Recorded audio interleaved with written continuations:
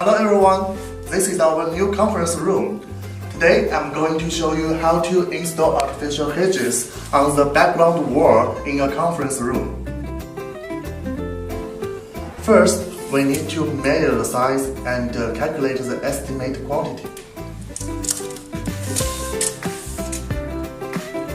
Second, connect the panels by snap-to-lock system.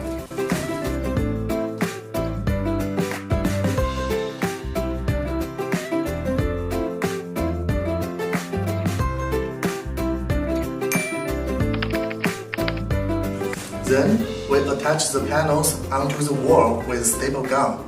Please pay attention to the direction of leaves.